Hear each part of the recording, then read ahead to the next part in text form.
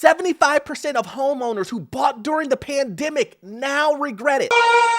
That's right, 75%, guys. That is nuts. We're gonna jump right into it and we're gonna understand the mentality of someone who was buying in the pandemic and why they regret buying during that time. But we probably have some ideas why. But let's jump into it. My name is Orlando. Welcome to the channel. It says, I was kind of swept up. Nearly 3 in 4 home buyers who bought during the pandemic now regret it. Kingsman, a travel blogger based in Portland, Oregon, said she decided to buy since she had plenty of money saved up from not traveling during a pandemic, and mortgage rates were extremely low. We all know this to be true. Mortgage rates were really cheap. They were at 3%. They were, a lot of people were saving money. We had the stimulus check, all this other things going on, promoting, and the government was just printing and printing money with unemployment, and people were just saving that money. And what do people do when they have a bunch of money? Can you hit a little rich flex for me? It's unfortunate, guys, and I know what you guys are gonna say. Like, that's not true, and it's not everyone, but a lot of people make irrational decisions when they have a lump sum of money ready to go at their fingertips. It's money. And I've seen it over and over and over again.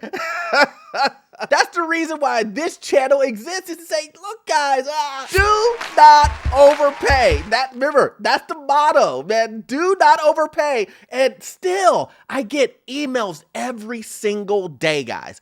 Every single day from individuals saying, Orlando, I overspent. I just came up across your channel. I wish I would have saw your channel 6 months to a year ago when things were going crazy, but I did it and I overpaid. And now I'm 100,000, 50,000, 60,000 underwater. What do I do? But like many other pandemic homebuyers, she rushed into buying the home that she didn't fully align with her needs. Now, guys, listen to this. She rushed into buying a home that didn't fully align with her needs, and now she's dealing with the consequences. That is one of the biggest things that I try to let my audience know. If you go into this buying process and you are not going to look at a property before you buy it, the biggest purchase of your life, or one of the biggest purchases of your life, and you're not gonna look in the inside, you're gonna forego an appraisal, you're not gonna get an inspection done on the place.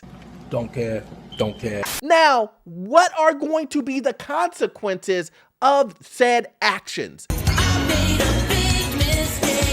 The property can go in and the floor can fall out from underneath you and you can't do a thing. The roof could start leaking. There's so many things that could happen to that home that you're putting your family in, that you're putting your family at risk just to win an eBay auction feeling. Garbage. Oh, I just won this auction. I'm just so happy I won. And here's the thing. You skewed the winning because you overpaid. And you don't want to purchase a house underneath those pressures. And she's saying it right now that it didn't align with her needs. And a lot of people during this pandemic time, it doesn't align with their needs. And listen, guys, just because, this is important. Just because we're coming up on a time when prices are dropping doesn't mean you need to buy a mansion. It doesn't mean that you need to buy a home that doesn't meet your needs, doesn't align with your needs. You still want to buy a home that aligns with your needs because look, the consequences are still there. You can buy a cheaper home, and if you buy too much home, let's just say you do that, and you can't keep up with the cleaning, then the deferred maintenance will cause issues down the line. You will be spending more on repairs than you ever thought that you would spend. We don't want that. And that is a key point of this story. It didn't align with her needs. And you guys need to make sure that it aligns with your needs because the consequences will be there regardless. Nearly 3/4 of Americans who purchased homes in 2021 and 2022 have regrets, according to a survey. It said it was released in September 2022. Pandemic-era buyers really face these unprecedented conditions. Guess who said it? Zillow. Of course, Zillow is like, oh, even though Zillow is continually telling you guys price increases are going to happen every month, every quarter, they come out and say a price increase is going to happen. They're down to basically almost no price increase at this quarter. Good old Zillow, who is telling you guys buy, buy, buy, who is pushing people to buy, are now saying, yeah, we knew. It was, people were going to regret it. We knew it. Yeah, right.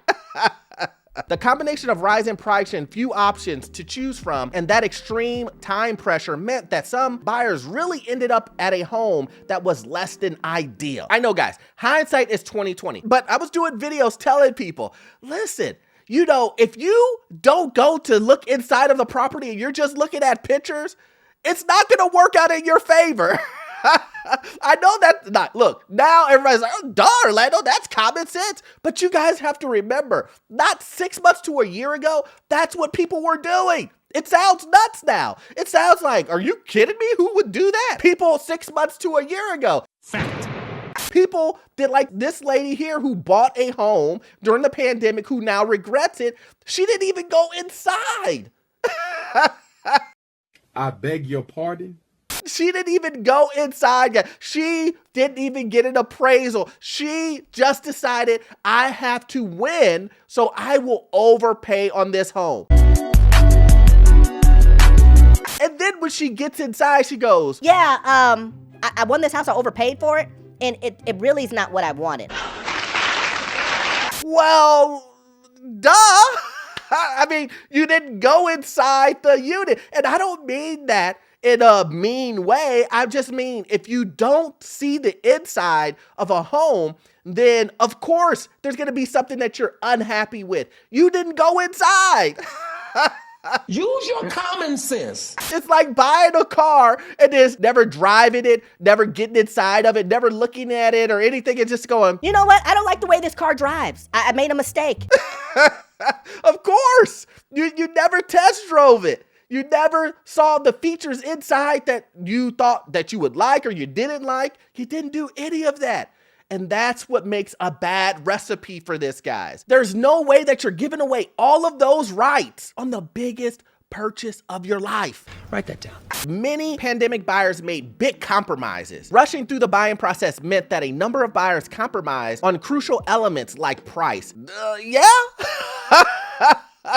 Do not overpay. And it says respondents of the survey paid a median amount of $495,000 on their home, with almost a third paying over asking price, guys. Do you understand that? With a third, 33% of those guys paid over asking.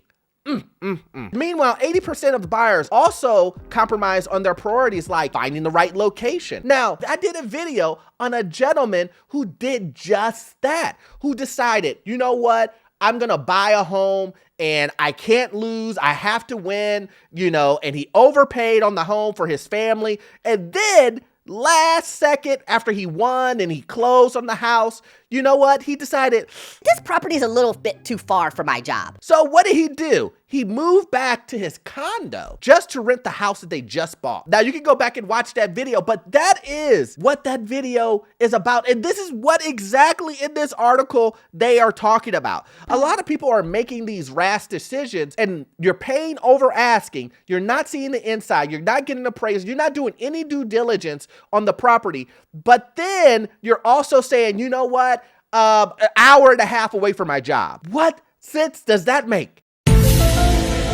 So now you can see this story developing, why people regret buying these homes now. I mean, it's like saying that you want to live in California, but then you buy a house in Phoenix. It makes no sense. Like Kingsman, 70% of buyers from the survey were purchasing a home for the first time. You know, one of the biggest things that we talk about here is realtors, how they led people into these homes and they didn't really stop them. A lot of people would say, Orlando, it's not the realtor's job to convince them not to buy. And I would say, but you're dealing with the first-time home buyer. And a lot of these realtors who just jumped into the market, because 6 months to 2 years ago, you could sell a home with your eyes closed. You could have no experience to become a realtor and jump right into this game and start making money.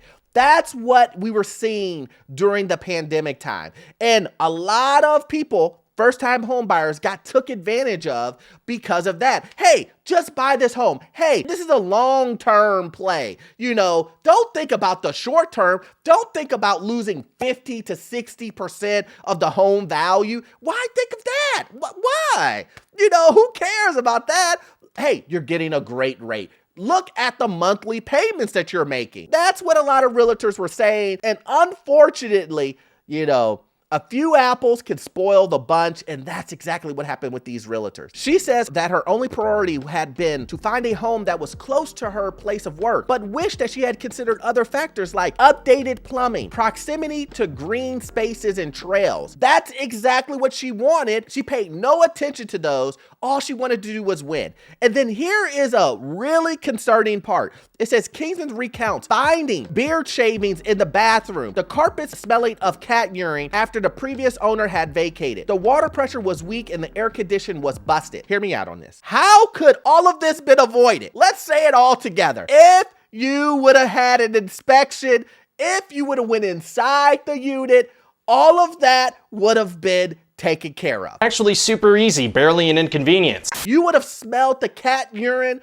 as soon as you walked through the house. You would have saw the way that they kept the house as soon as you walked into the house. The inspector would have told you the water pressure isn't right in this place. Something is up with this place when you had the inspection. Stop it. Get some help. But hey, we all live and we learn. We all live and learn. As it says, she also discovered she had no parking privileges thanks to the messy lawsuit they left behind. So she bought a house that was disgusting, that wasn't close to her job, and then also she didn't have a place to park. Did she have a house on Mars? I mean, what is up with this? I mean, a house in Russia or something? Like, she didn't get anything she wanted. And she overpaid for the house. Let this be a cautionary tale, guys. Do not overpay. Well, once again, guys, I want you to know that you won't get all of your information off of this one video. You have to watch this video here. It will help you understand what's going on with the financial markets, housing updates, and getting into your first rental property. I promise you will get a ton of value out of it. Make sure you watch it. I'll see you in the next one. Thanks.